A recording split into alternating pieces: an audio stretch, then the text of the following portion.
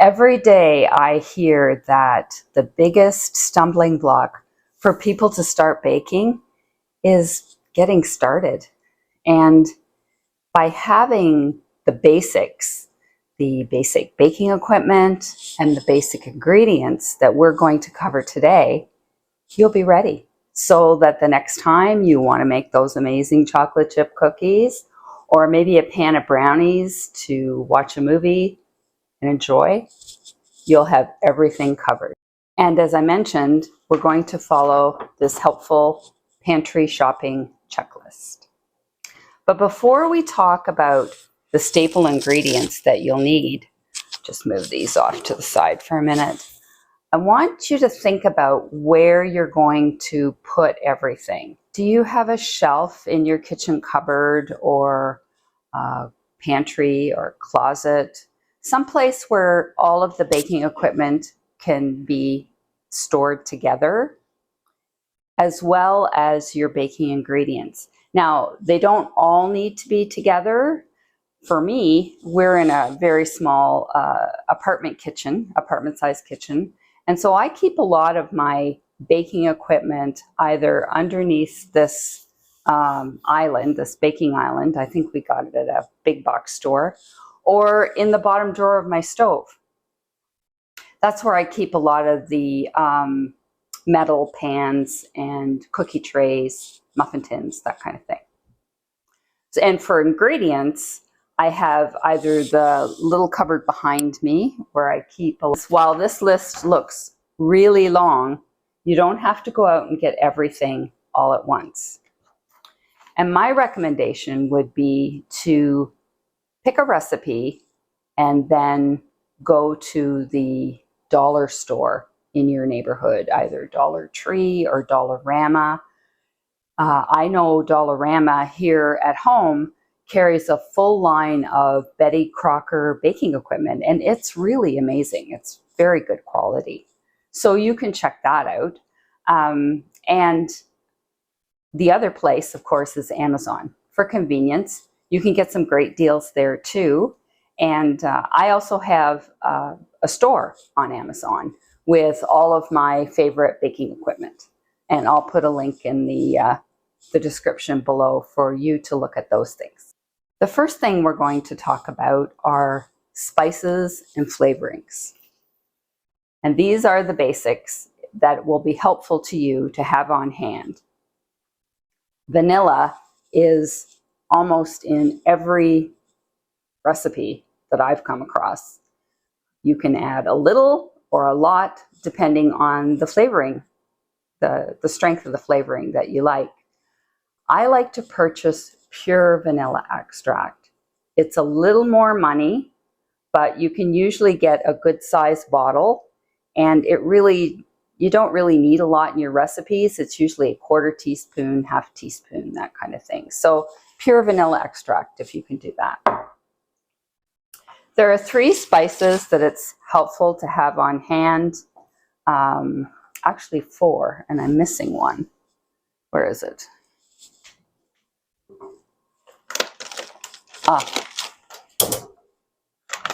Cinnamon. I buy cinnamon in a larger package because we go through it so much. Wait a minute. These are cinnamon sticks. You could use those too. Here we go. Ground cinnamon. So same premise. Ground cinnamon. You use a lot of cinnamon in apple recipes. The delicious cinnamon roll recipe that I just posted a video on. Wonderful, wonderful flavors. So cinnamon, and these bags are really inexpensive. You can pick them up, again, in the dollar store or in your grocery store. They usually have them as well. Sea salt is called for in a lot of recipes these days. So try to find some sea salt, and if not, just regular iodized table salt. It's fine. And then the last 3, I just have small containers of these because you really don't use a lot. Ginger, nutmeg, and allspice. you'll probably have this allspice can for forever. So you can either pick it up now or just put it away. It tends to come out around the holidays, you know, Christmas time, those types of recipes. The next set of ingredients we're going to go over are nuts and chocolate. And so chopped walnut pieces, I would just buy the store brand. They're perfectly fine. Baker's chocolate, usually semi-sweet baker's chocolate. You might need to melt this to put into a brownie recipe or a cake recipe. And of course, those chocolate chips that you couldn't find. These are often on sale, you know, 2 for whatever price. And you can also freeze them. So I usually pick up a few bags whenever I'm out grocery shopping. And you'll find this list is really handy. You can check off things that you have and also mark the items that you want to pick up the next time you're at the grocery store. Fats and fillings are next. So we talk about shortening. I'm just leaving that open. So shortening, usually use Crisco, but any shortening is fine. Also lard. I don't have a sample of lard to share with you today. We also include pie fillings in this section. Cherry pie filling, blueberry pie filling. They're just handy to have on hand, as well as butter. I've just used half of this. And plain unsweetened cream cheese. You can pick cream cheese up when it's on sale and it'll keep in the refrigerator for about 3 to 4 months. And the final section of our ingredients is all about flour and leavenings. So we have baking powder and baking soda. You know, I tend to mix these up, but make sure that you're using exactly the one you need. And always check the bottom, check the expiry date to make sure that you're getting a fresh product. And these don't get used up a lot, so my recommendation to you would be not to use anything that's expired. It's pretty inexpensive to buy. Baking soda, you can just pour down the drain or clean something with it, and baking powder can just go in the garbage if it's expired. All-purpose flour, absolutely. There may be a brand that you've used in the past that you absolutely love. I really like store brands too. They have great quality. Right now, I pick up whatever's on sale, to be honest.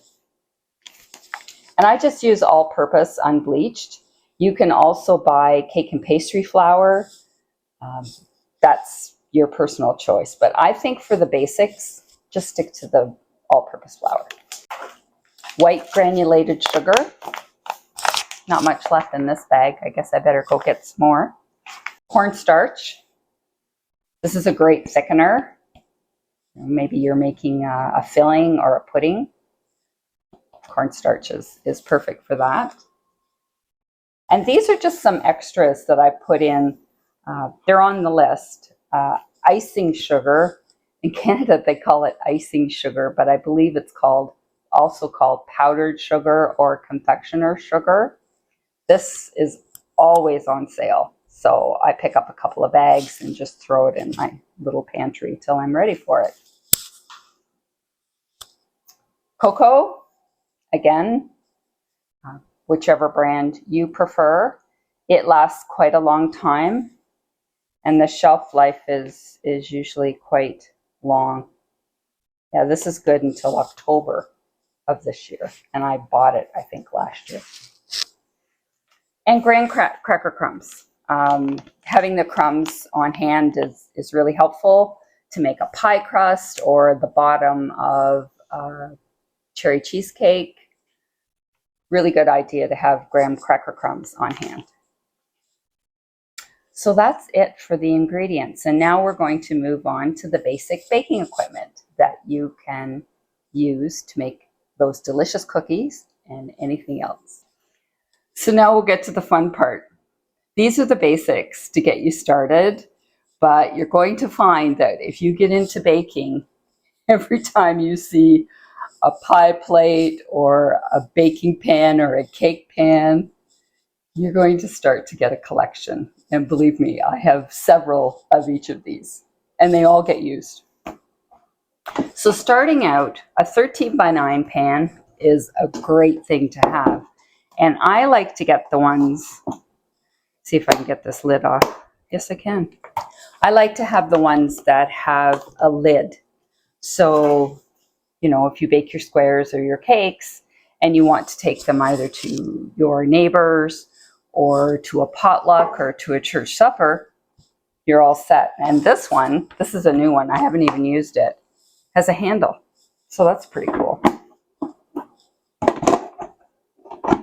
And I believe I got this on Amazon. Cookie sheets, very important. You can get your cookie sheets at the dollar stores, as I mentioned, or these are, I'll just lift the one up. You can see how well used these cookie sheets are. I think we got these at Costco, if I'm not mistaken, and they came 3 in a package, and they're by KitchenAid. They're wonderful. They're really heavy, and they conduct the heat well. A loaf pan for making delicious lemon loaf or banana bread. Really need a loaf pan. A muffin tin. Now this is a 6 muffin tin. You can also get the 12s. I have both. So this is a really old pan. I don't even know how old it is, but very handy to have to make some delicious muffins some morning. And a 9-inch or even an 8-inch square pan is really a basic that I would recommend that you start out with. These are perfect for brownies, for some kind of a snack type of cake or a coffee cake. You could even make a no-bake cheesecake in this size of pan. So a really good one to have. The basic baking utensils you need, say that fast, are measuring cups. And you can pick these up again at the dollar store. It's probably helpful for you to have a couple of sets. Measuring spoons, just have a few here, but they usually come on a ring and there's all kinds of them. Some wooden spoons. These are very handy to have.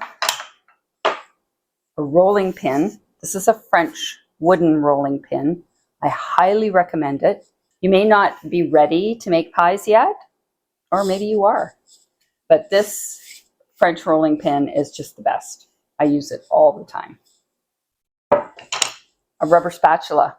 We usually have these in the kitchen, right? But very handy to scrape batter out of. A pastry blender for when you're ready. Handheld pastry blender. And then finally, some glass mixing bowls. I recommend the Pyrex bowls. Usually you can get them in a set. They come in 3 sizes. So you have a large, a medium, and a small to work with. Oh, and there's one more thing. Just a sec. This type of measuring cup, a Pyrex measuring cup, is really helpful to have. This is a 2-cup size. You can actually measure up to 2.5 cups in this. And they come bigger, of course, as well. Perfect for measuring out liquids, some fillings, fats. Very important to have. And they're very inexpensive, and you could probably pick up a couple. If you're enjoying this tutorial or tips or how to put your baker's pantry together, please let me know in the comments. That really helps me to plan future videos for you. And last but not least, pie plates. I use every different kind of pie plate there is, from aluminum foil pie plates. You can get a stack of them. I just don't happen to have one right now. I have a metal pie plate. Really great heat conductors. I also use a Pyrex pie plate quite often. And then these ceramic pie plates are deep dish, and they're great for quiche or making an apple pie. Fruit pies, they're great for that. And then this is another deep dish, but a smaller one, and I just picked it because it was red and I loved it. I've also got some nice to have items on the list. You know, things you might put on your wish list and give to someone when they're wanting to know gift ideas. And that would be a small food processor for sure. Maybe some springform pans. They usually come in a set of 3. Yeah, I can show you. These are tart pans. And here's a springform pan. So you make a cheesecake in it, put the graham cracker crust on the bottom and fill it and bake it. And then when it's ready, you just pop this. Whoops. You just pop the ring and the bottom comes out, hopefully with the cake attached. An ingredient that's nice to have, and you can keep it in the freezer, is frozen puff pastry. That's a wonderful thing to use. You can make like copycat Pop-Tarts, all kinds of delicious dessert ideas. There's really no hard and fast rule on how to set up your pantry. Whatever works for you is best. And as I recommended, I hope you'll take it step by step and not think that you have to go out and buy everything, because really none of us can do that these days. Start with those chocolate chip cookies. That's a cookie sheet. Get your ingredients and you're all set. And as promised, here's the link to your free printable, the pantry shopping list. I hope you'll download it and you can use it over and over again, no limit. Now that you're ready and you've made those amazing chocolate chip cookies, I think you should try these cinnamon rolls. They'll really knock your socks off.